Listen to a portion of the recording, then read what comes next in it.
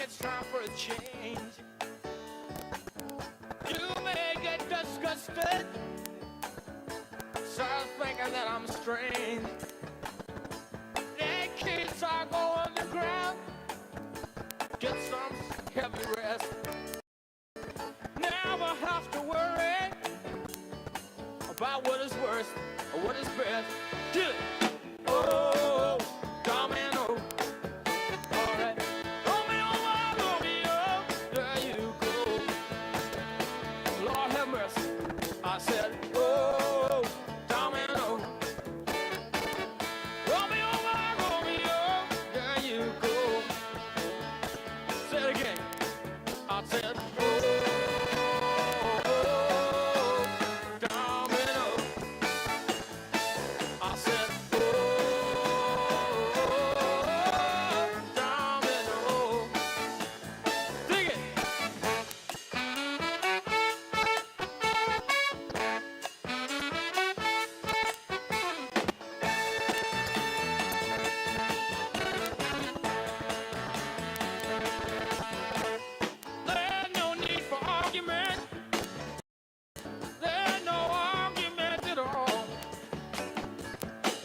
You never hear from him. That just meant he didn't call. All facts are bursted. That depends on whatever you or. And if you never hear from me, that just means I'm not. Oh, domino. All right. Romeo, Romeo, there you go. Lord. I said, oh, domino. Romeo, Romeo, there you go. Hey, all right, say it again. Oh, domino. Hey, hey. I said, oh, domino. Hey, Mr. DJ, I just want to hear some rhythm and blues music on the radio. Yeah, on the radio.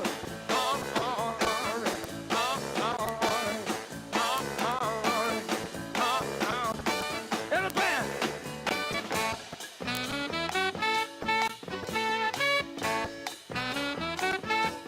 On time.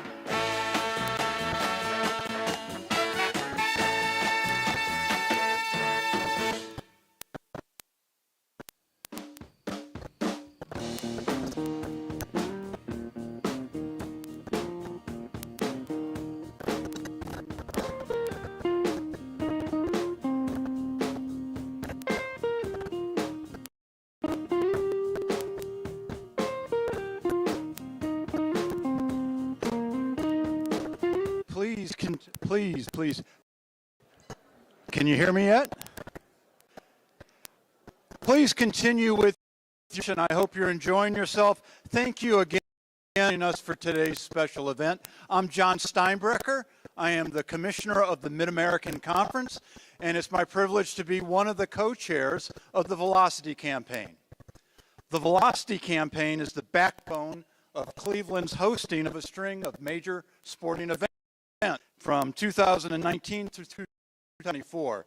Those include the Major League Baseball All-Star Game, the NFL Draft, the NBA All-Star Game, and the NCAA Division I Women's Final Four.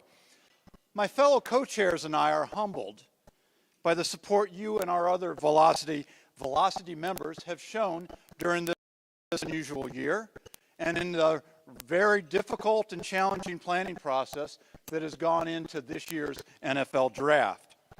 Today's launch is second in a series of special events, and there will be 2 additional events in the coming years.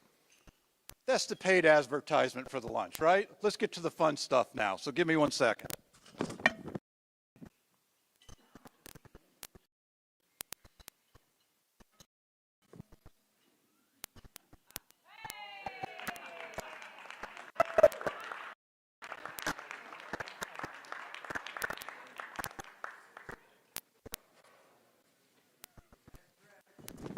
This is actually a Josh Cribbs worn jersey, by the way. It's time to hear from our legend, and who, in addition to being a Cleveland Brown, is one of the most dynamic and explosive players to ever play at Kent State University and in the Mid-American Conference. He still holds the record at Kent State for total offense and most career touchdowns. We didn't use the term at the time, but the term Maction, very much applicable, gentlemen.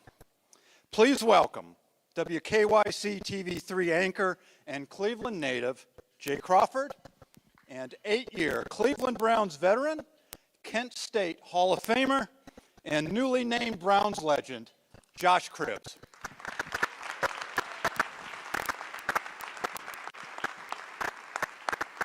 Thanks, sir. Thank you very much, Doctor. One mic for two guys that don't know when to stop talking. That's going to be fun. First of all, I want to say thank you for everybody coming out and helping support the Cleveland Sports Commission. I'm sure most of you are familiar with the work they do. If you're not, any big sporting event that comes to Cleveland, like the draft and the NBA All-Star Game, which is coming soon, the Major League Baseball All-Star Game that was here last year, NCAA Wrestling Championships, and a myriad of other huge marquee events that bring dollars to Cleveland that stay here. That is the mission of the Cleveland Sports Commission. And David and the team do incredible work. So I want to first give a big acknowledgement to David and the Cleveland Sports Commission and your entire team. Unrivaled.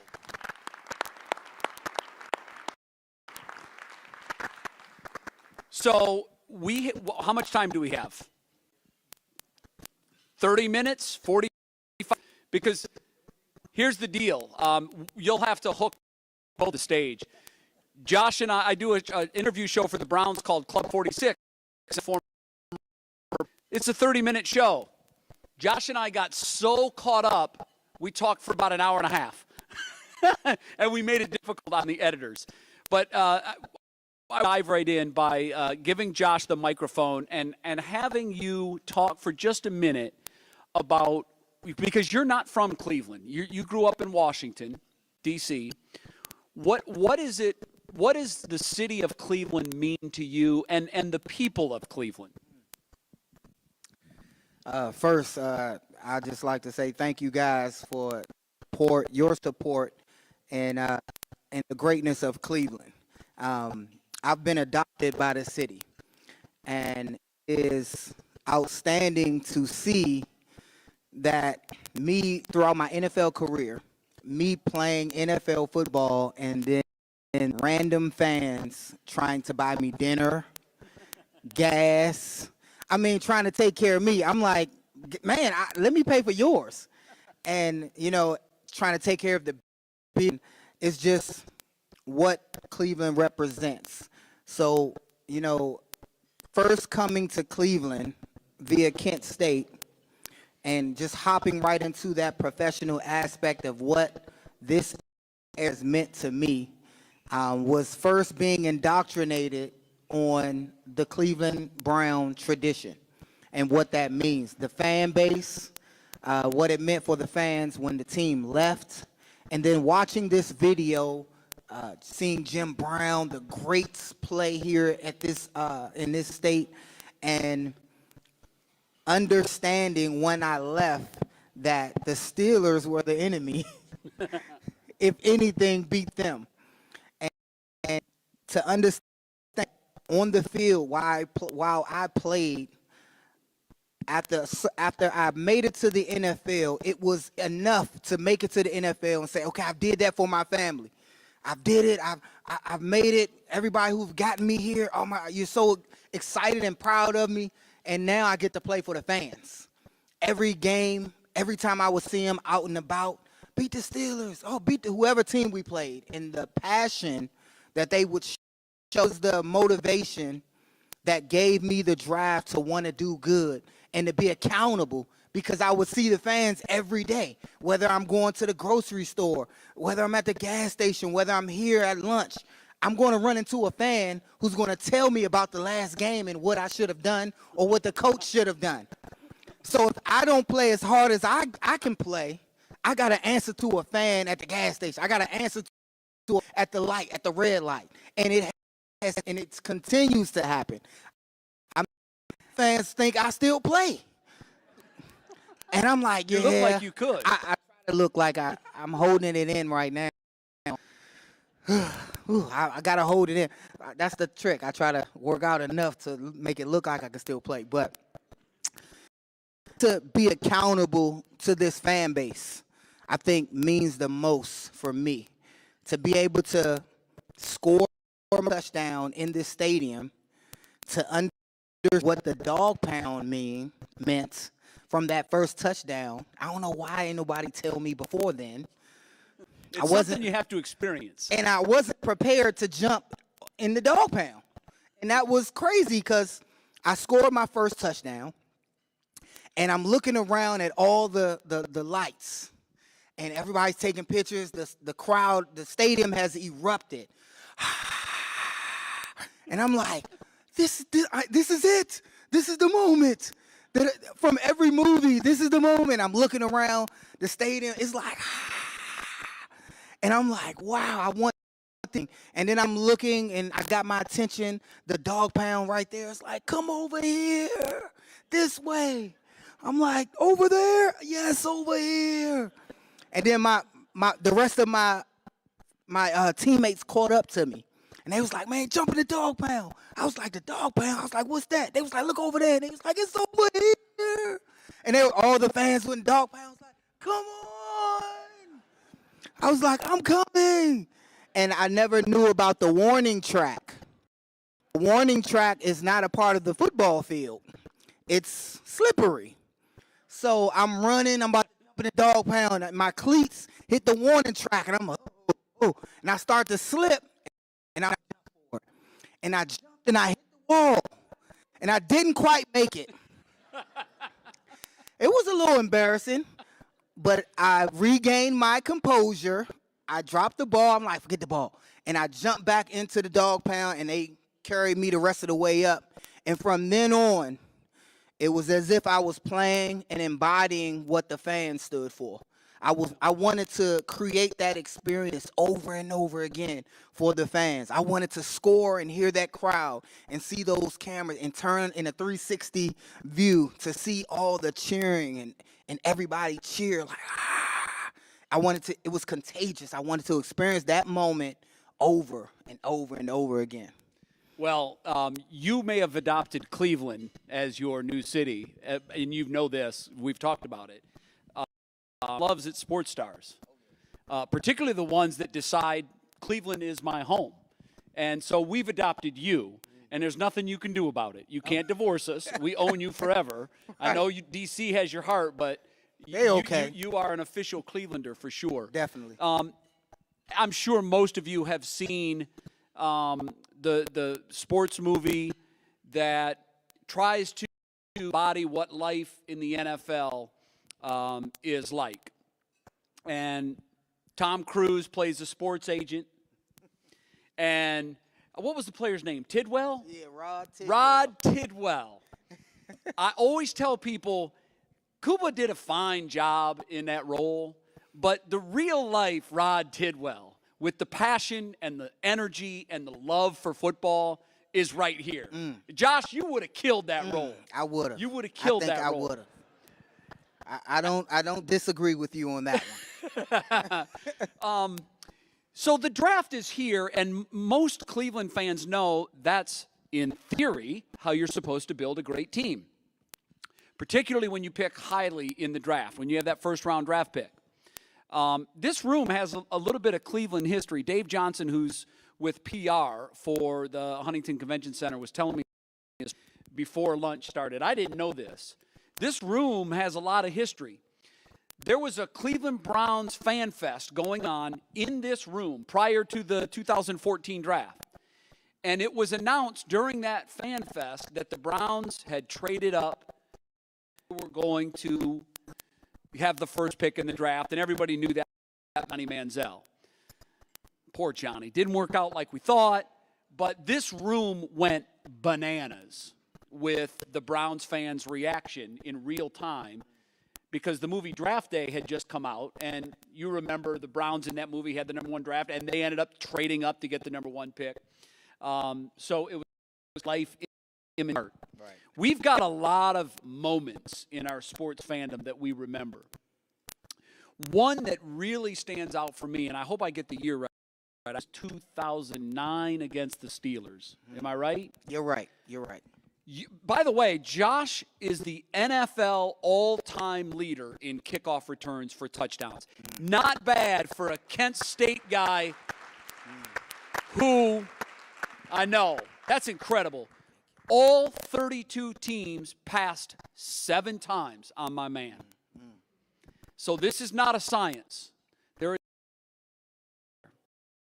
undrafted, you hold an iconic NFL record. That return that I'm thinking of in 2009, I think they have mishandled it or it slipped out. You ended up picking up the ball at the 1-yard line, and I'm watching from Josh, what are you doing? Take it in the end. You and everybody else. Yes. I asked you for Club 46 to take me through that play, and I have to tell you, I've asked athletes that question no fewer than 1,000 times. Your description of that play tops any description of any play I've ever heard. So take all of us back to that moment. 2-9. The ball is loose on the field. We're rival Cleveland Browns in a home game. What happens next? Get ready, folks. This is so good. I don't know how I'm going to follow you leading. I got to get up for this. This is good. Okay. I knew that the Steelers was going to kick it away, so I was for what we call a kick. So I'm following him, the kicker. I know he's going to kick a squib. It was my intention to catch the low squib kick and try to steal some extra yards. Well, it didn't work out that way. So he's going to squib kick, soccer-style kick. So I'm running over here. He's coming with me, and he kicked the ball, and the ball started looking like a curve ball, a knuckleball. And I'm like, oh, man. So I'm like, I'm going to try to catch it. This is what I'm trained to do. I run over there, put my hands up, and it hits off my pad. And, like, my heart drops down to my cleats. And everybody, you can hear the stadium, oh. And the Steelers fan like, yeah. Going back around to get the ball. I'm like, oh, my God, Jesus, Lord, help me. Jesus, Father God, omniscient. I'm calling them out. So the ball, and this is like the goal line. So I'm in the goal line. I'm like, please, ball, come roll in the goal line. Because with the momentum, I could have took a touchback. But the ball started to die, and I had to make a decision right then and there. And I've talked to people since then, and you were one of them, and then a lot of other people, coaching staff, they said at that moment, they was like, what the heck are you doing? Throwing their headbands, their camera things down, and they were mad. They were upset that I just didn't let the ball roll in the end zone. A calmness came over me. I'm like, it's about to go down. So I picked up the ball with calm and ease off the ground. And it was like when I catch the ball, when I'm back there, either as a punt returner or a kick returner, every time I catch it, the crowd goes quiet. I can hear them. Then it's a complete focus to whereas I don't hear anything. It's quiet. I'm just focused on my job. So I pick up the ball, and I could just see all the black jerseys running at me. So I take it over here. I one good cut. Bam, put my foot in the ground. I see 3 guys slide that way. And then my guys like, oh, man, you made it out of that one. So they turn and go block somebody else. So I run this way. And everybody think that I have these moves. They like, oh, man, he had all the moves. I just didn't want to get hit. Like, if someone's running at you, you use your ability not to get hit. So I'm taking it over here, and I'm running. I see another guy coming. I juke him this way. And he kind of gets me a little bit. And out of bounds is right here. And I'm tightrope. That's the tightrope that you saw. and he kind of hit me, and I tight roping the sideline, and I did like that, and they thought I stepped out of bounds, and I just kept running. And it was almost like I embodied that Forrest Gump type of deal, like just run. So I just kept running. And my guys on my team couldn't even believe me. My own guys was out of bounds, like, just keep running. If you look at it, you'll see the guy I'm talking about. He's out of bounds, and he was like, oh, man, just go. I'm like, just block. Just picture you being on the field, and your guy like, go. I'm like, run and block. So anyway, I see the kicker. And this is all still by the 20-yard line. I'm seeing the kicker, and then one of my guys just come and blast him. The kicker just, and he faints like, Anytime a returner sees a kicker, it's over, supposedly. So I saw the kicker. He gets blasted, and then all I see is nothingness and a convoy of my teammates. And from then on, I'm like, I'm scoring. It's a touchdown. And I get that touchdown, that into the end zone, and I couldn't believe it. I was like, I got in the end zone. I'm like, man, what just happened, man? I look back, and the Steelers, and you can Ben Roethlisberger's face. He was like, man, what? Because they had just scored a touchdown, and nobody couldn't believe it, and I couldn't believe it either. And just to see that happen was like, wow, I did that? I made him miss the moves. It was like somebody was controlling me like a video game because I didn't know where the moves came from. But I'm standing here today saying I don't know how it happened. So you can look at the video, the footage, and understand that everything in me, the passion, the will to play, the will to succeed, in that moment, it was evident. It was the complete focus. That's why, that was one of my best highlights in my NFL career. Well, you brought me to my feet in 2009 with that run. Please. Yes. Oh, you don't got to stand up. No, I told you that story would not disappoint.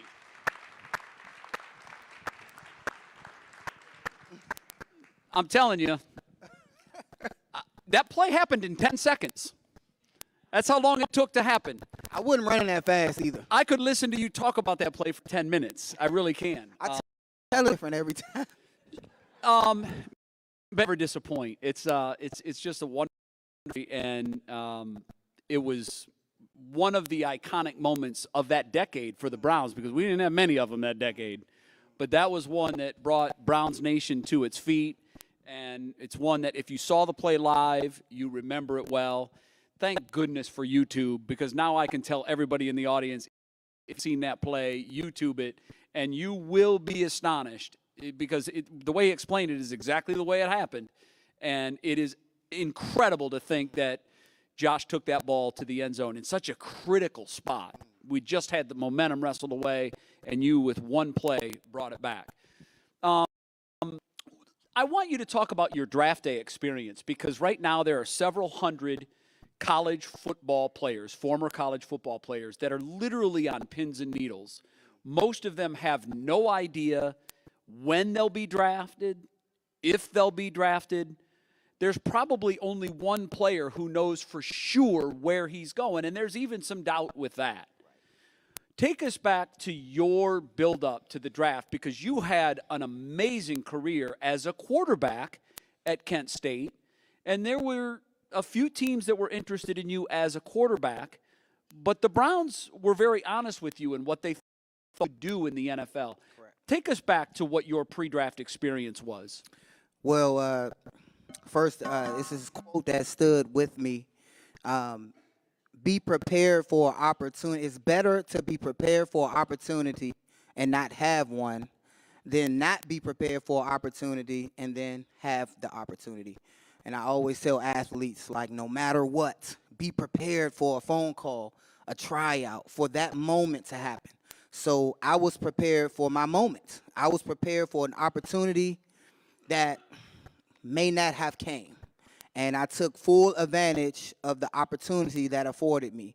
I was just talking to one of my Kent State buddies I went to Kent State with Renzi Purnell, and we was just talking, going through some things, and talking about where we stayed at Kent State and Indian Valley, which was just some homes in the city of Kent. I used to train up and down the highway when our indoor facility was being used by track or another sport. And I remember my wife at some point, she turned to me and was like, "All right, this football thing, we still doing the football thing?" For those of you who don't know, I was married young in college. I had a beautiful daughter in college. By my senior year, my wife was supporting me.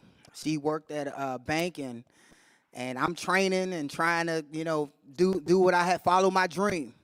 And it got to the point where I felt like she was about to give me an application or something.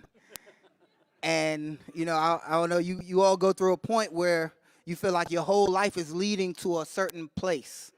And I put everything in that. Yes, I had a degree. Yes, I had my college education, but I put everything into that to the point where, it got to the point where the draft came.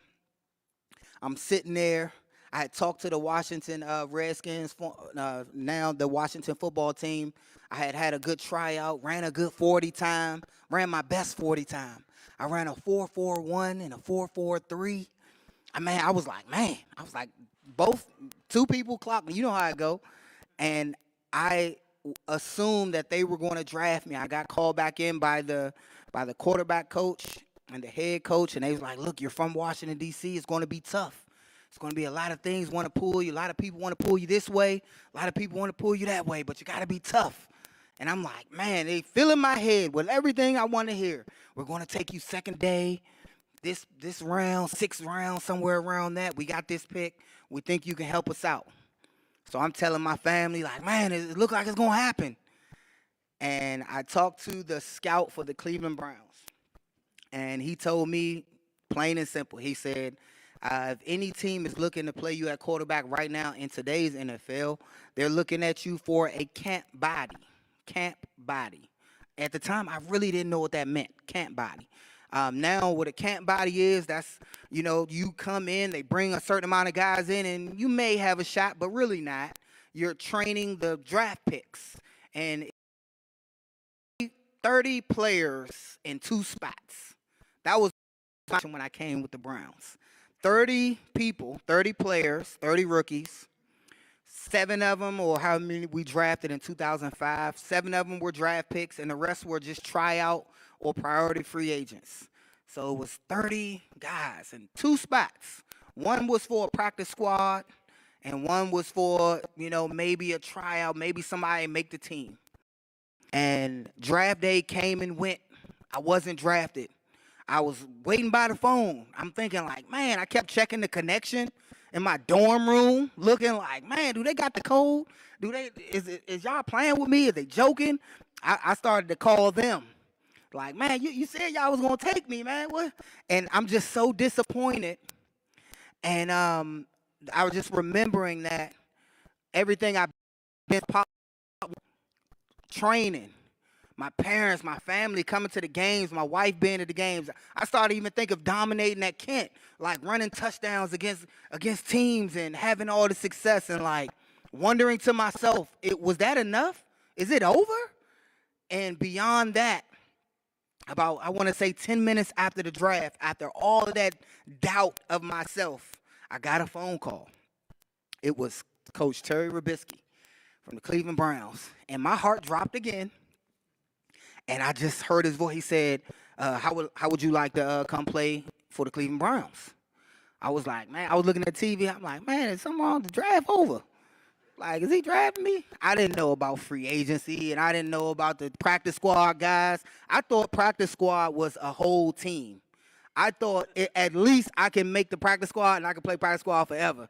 I thought the practice squad was a whole practice defense, a whole practice offense, and they guys that just practice for a living. And I'm like, if I could just do that, I could be on the practice squad forever. I don't even got to play. That's making it to the NFL. But no. So he called. He said, look, man, we're going to offer you $5,000. We're going to bring you in as a priority free agent, You're going to have an opportunity to make this football team.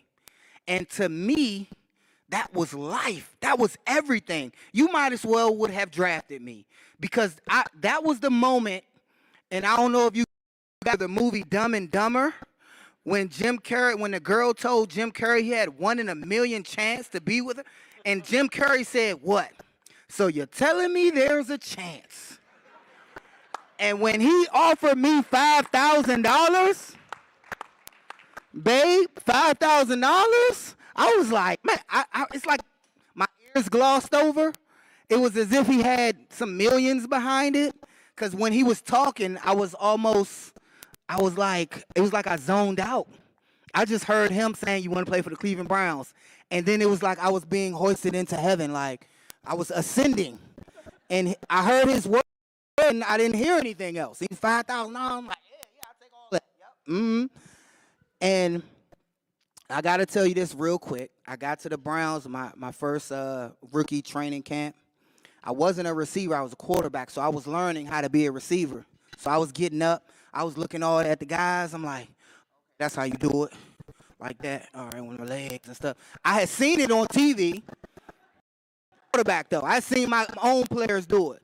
I'm looking at them like, all right, yeah, like this. Okay. And my stance was a little weird. And I'm like, so I remember doing route, and I'm over there in the media right there, and I put my hands, and I dropped the ball because I must have saw something. But I dropped the ball, and it went through. It was low. It was a bad pass. We just going to say it was a bad pass. So it went through my legs, and I heard one of the media guys say, oh, man, he could have had it. And then I'm like, oh, my gosh, y'all looking? So I ran back to the huddle, and I overheard one of the other players saying, this Cribs guy ain't going to make it.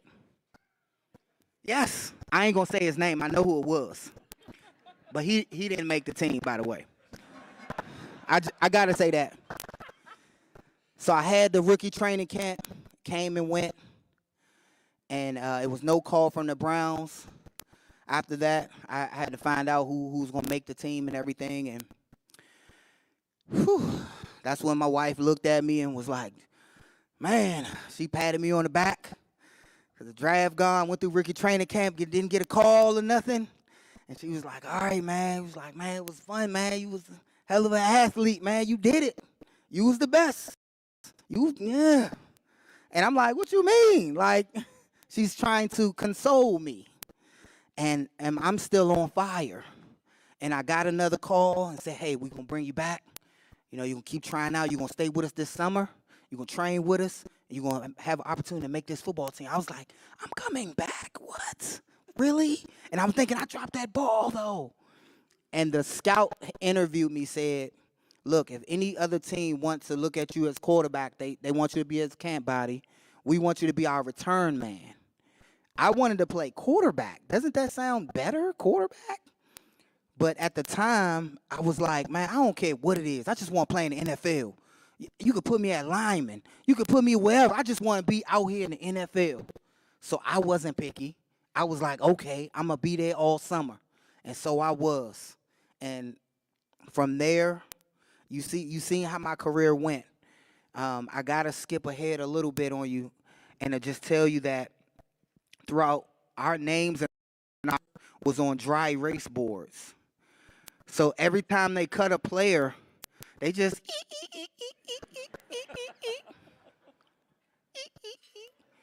and that was it. It was like 3 of us to a locker. They had these makeshift lockers and the dry erase board, and they would the scouts, whoever would tell you didn't make the sent you at the door. I swear it's the most excruciating thing ever. To our guys, we like, yeah, man, I can't wait for the day, and this and that. And then who I'm talking to, I'm like, what you doing? And somebody was like, yeah, man, take your playbook. Coach want to see you. And that meant you were cut. Yeah, man, coach want to see you. The day we go in the locker, we go to the facility. There was people at the door waiting. And I'm like, man, I ain't trying to go yet. I was like, oh. So I would let some people walk ahead of me. And then as soon as they walk, I'm like, all right. I walk behind them slightly, in the corner, hoping that they couldn't see me. Because if you just get in the door and walk down the hallway, that means you were still on the team. So it was like towards the end of the day, even making the team, and I was with Lance Moore, the receiver who went to the Saints. It was me, Lance Moore, and Brandon Rideau. We're walking in, we all receivers, and we like, yeah, man, this and that, yeah. And I'm like, man, where Lance go? And Lance was standing at the door, like, with the guy beside him, like they got me. I was like, they got Lance. Walked in the locker room. Lance became one of the great wide receivers for the New Orleans Saints, by the way. And so getting cut didn't mean you weren't going to play in the NFL. It just meant you weren't going to bounce. But the last day, I was allowed to walk into the building and to make the football team. Just going through that whole process made it sweeter. So when we talk about the draft, every year I really didn't care about the draft. It wasn't in Cleveland.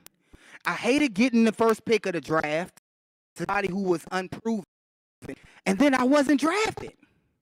So it didn't hold that much weight to me.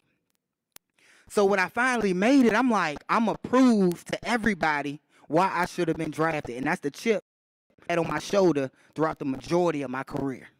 Right there. And you proved it. Yes. Not only did you prove it, when I hear your stories, I have to remind myself, I don't know how many Cleveland Browns records you hold, a lot.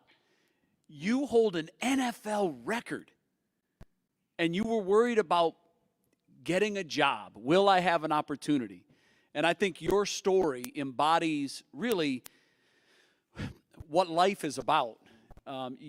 There are no guarantees. There are some people that will enter the NFL Thursday night that will be labeled can't miss. They will miss. There will be a number of them that will miss. Then there will be dozens of guys who wait the 3 days to hear their name called, and they'll never hear it. And one of them will perhaps, if he's lucky enough, one day hold an NFL record. Your story is one of my favorite NFL stories, and I love to hear you talk about it. I really do. I don't think there's a better ambassador for chasing a dream than you, because you played every single game. I told you this before. Every play that you ever watched Josh play, dreads were swinging all around because he was trying as hard as he could. He was playing every play like it might be his last. Like he still had something to prove that he belonged in the NFL. And that's a great way for all of us to go through life. Don't go through the motions. Don't pretend that, well, there's always another day, tomorrow. Go at every single day and everything you do with that kind of passion, and I promise you'll never be disappointed with what life gives you. And Josh is the absolute perfect example of that. Before we do, I want to give you guys a chance to ask a couple of questions, and I know we're running out of time. So I'm going to ask one more question. I know your wife and your family it has 99.9% of your heart. And I want to give you a chance to talk about the Cribbs Family Foundation, what you do, why it's so important to you, and you are a living, walking, breathing example of family and love and what that can produce. So I really want you to talk about that if you can. So I'll be real quick. My mom always told me, she always made sure, like, oh, well, who you giving back to? Oh, well, who are you? What's your community service? It was as if, I could tell her, Mom, I scored and I did this and they was trying to get me, but they missed. And well, son, who did you help out today? That's what my mom. And it was kind of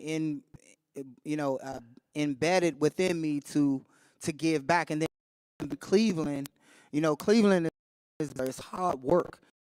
Thing you earn, you keep. It's hard work, and everything that you can think of a blue collar worker, of going to work every day, putting in work, and then enjoying the Browns town.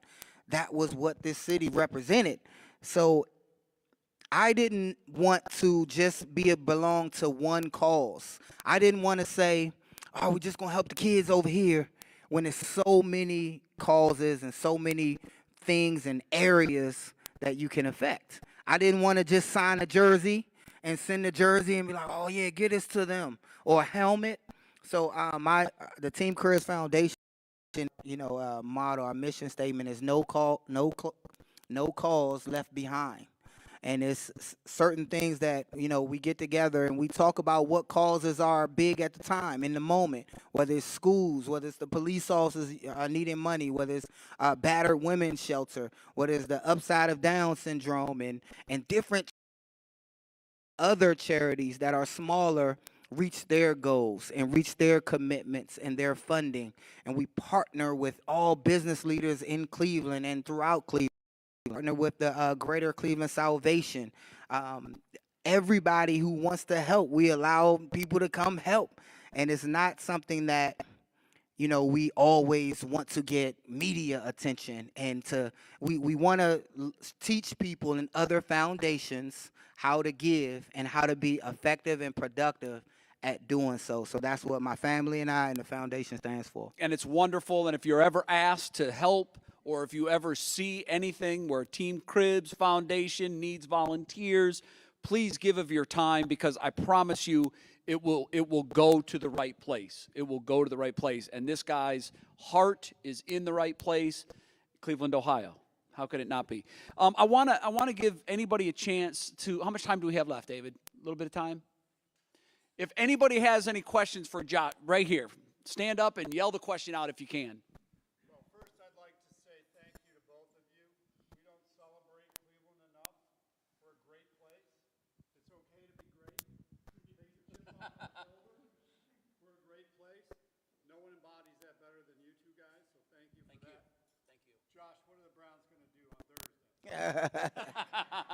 If you didn't hear, what are the Browns going to do on Thursday?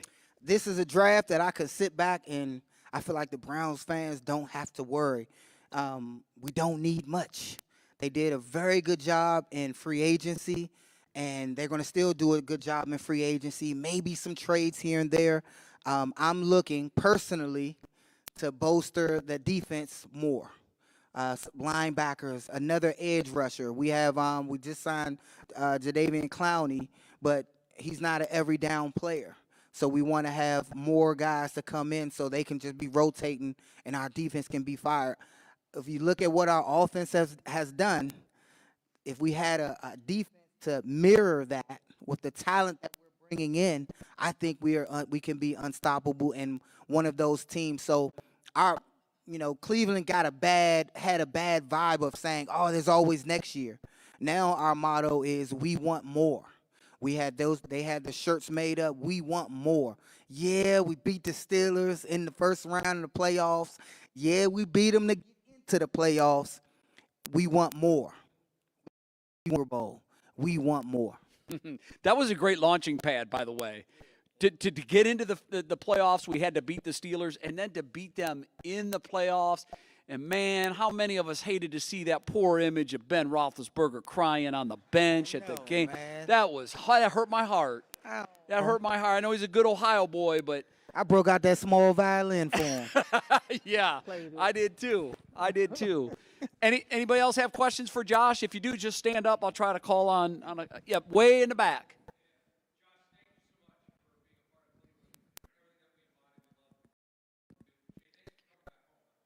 Oh, listen, that's my pleasure. Thank you.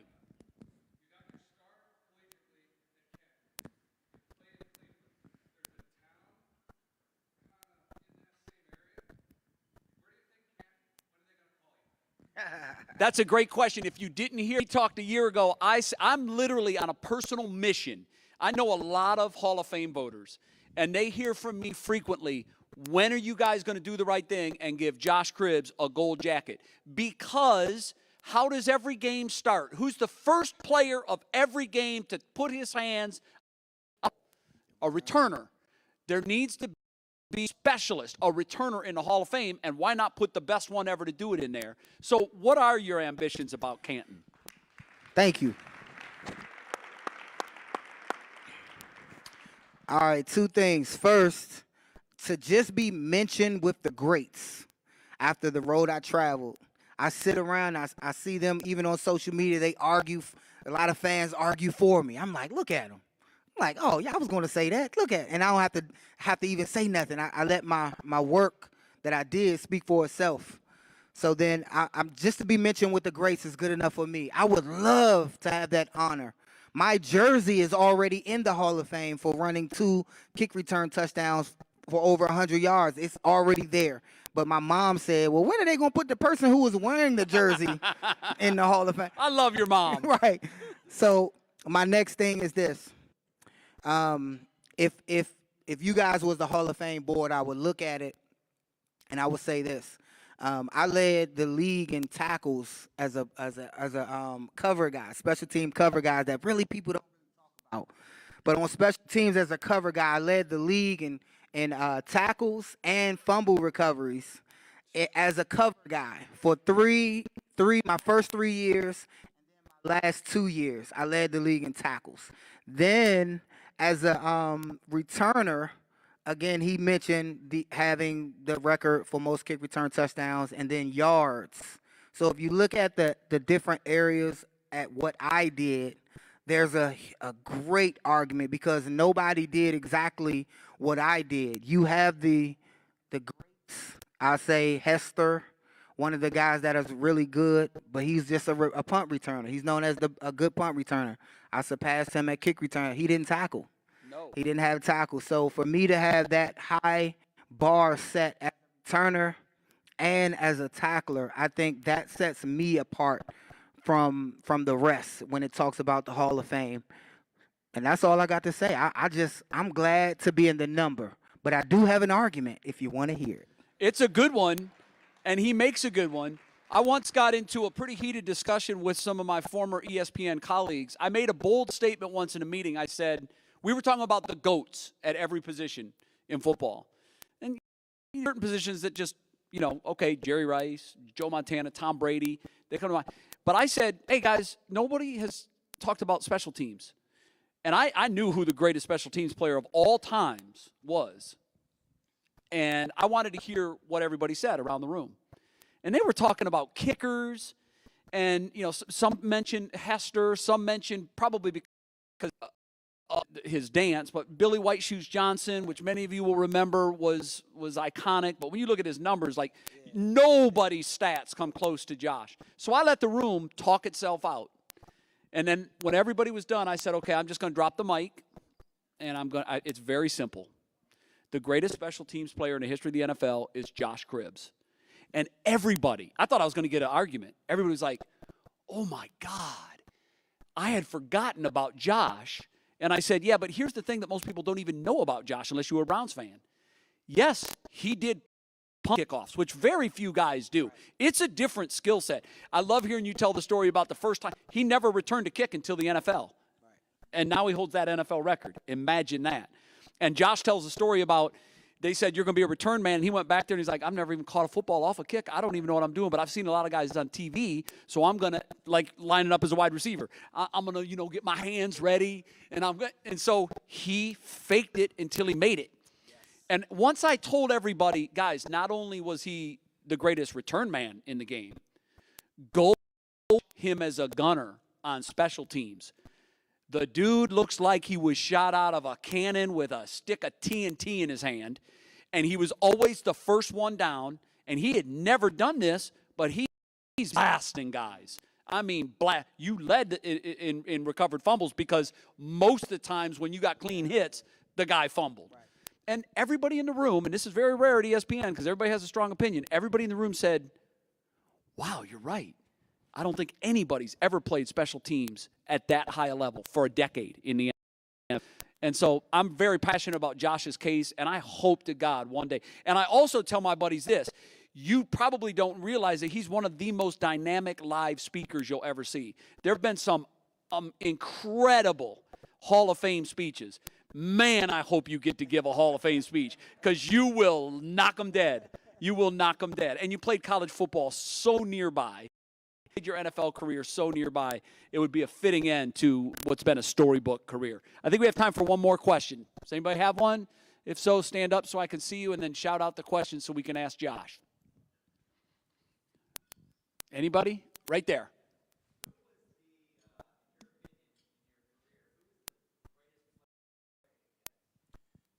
Who was the greatest player Josh ever played against? That's a good one. Offense. Well, I had an opportunity to play with Peyton Manning in the Pro Bowl. And the reason I would say Peyton Manning, I played against, and I was teammates, but I'd be biased. But at the Pro Bowl is a celebratory game. We were losing at halftime, and Peyton Manning came in there and ripped the coaches. And he said, I know you. He's like, I know you out here drinking my ties, but my guys got of money to get down here, and they got to earn it because the NFL paid the winning team more than the losing team.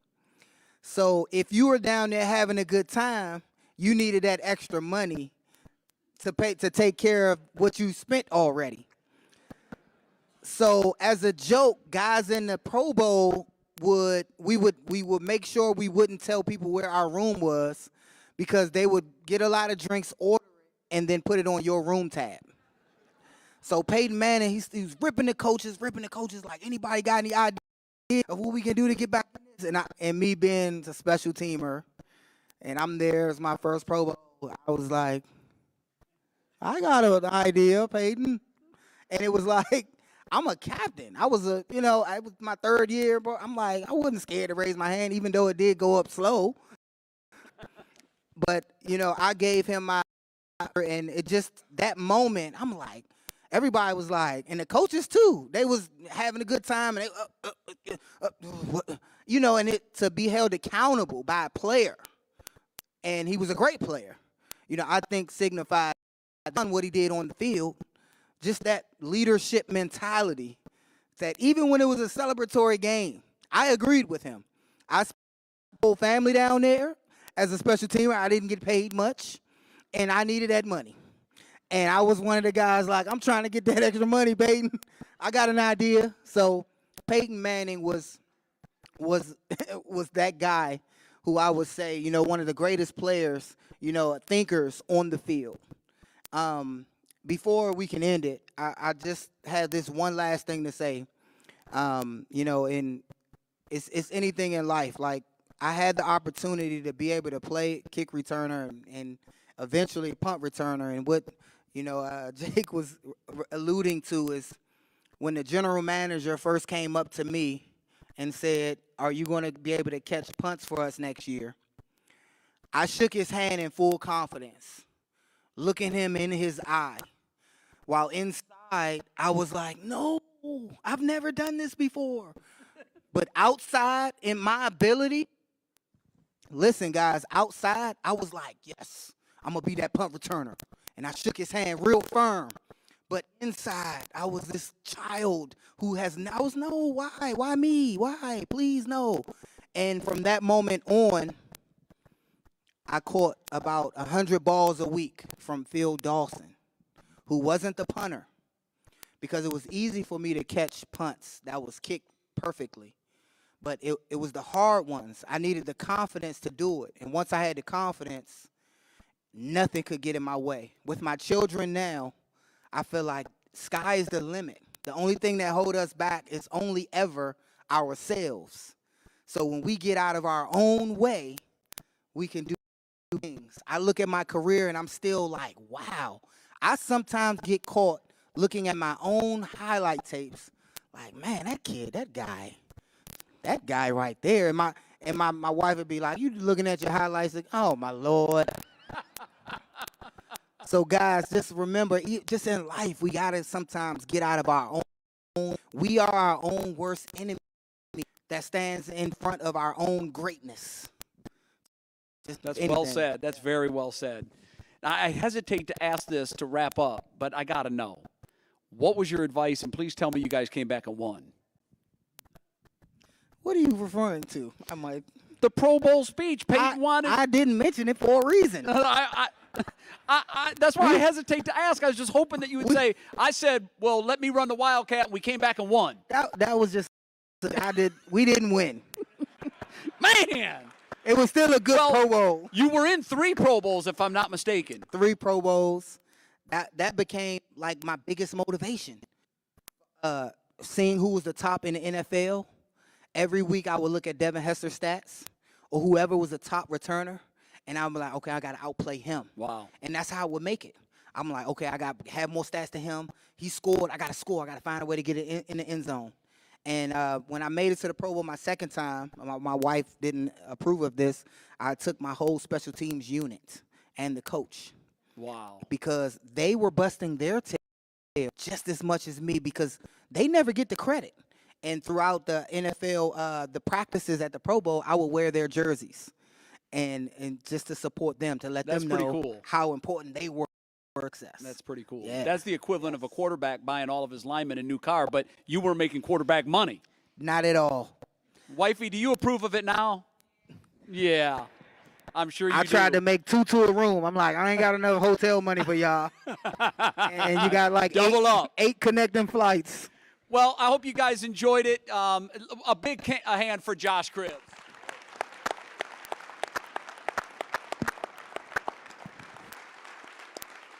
Josh is one of my all-time favorite Cleveland, and I know a lot of you feel exactly the same way. And when you hear him speak and you find out that he's an even better person than he was a football player, it makes you like him even more. And it was easy to root for you when you had the orange and brown. And even though you work for another television station, it's still easy to root for you now. You have to watch he and his wife do a wonderful show on Channel 19. This is, by the way, the only time I'm ever going to plug this, all right? And then when you're done watching them earlier in the day, then at 5 o'clock you can flip on Channel 3 and watch Betsy and I on What's New. How's that? That's a win-win for everybody. Yes. Thank you very much. Enjoy draft week. Have a great day, and be careful the rest of the day. It's all over again, yeah. You gonna mess up my head. You gonna mess up my head.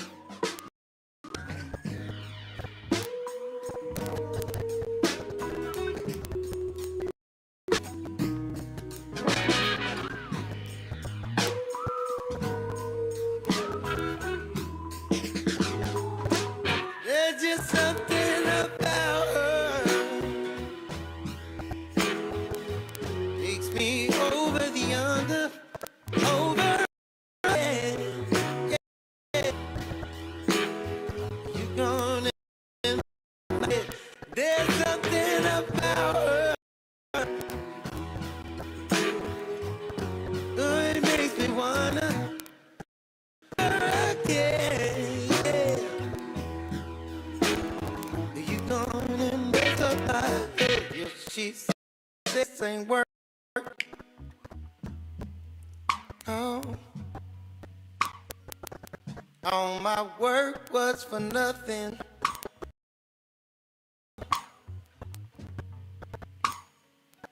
Now I'm sitting here smoking. Oh.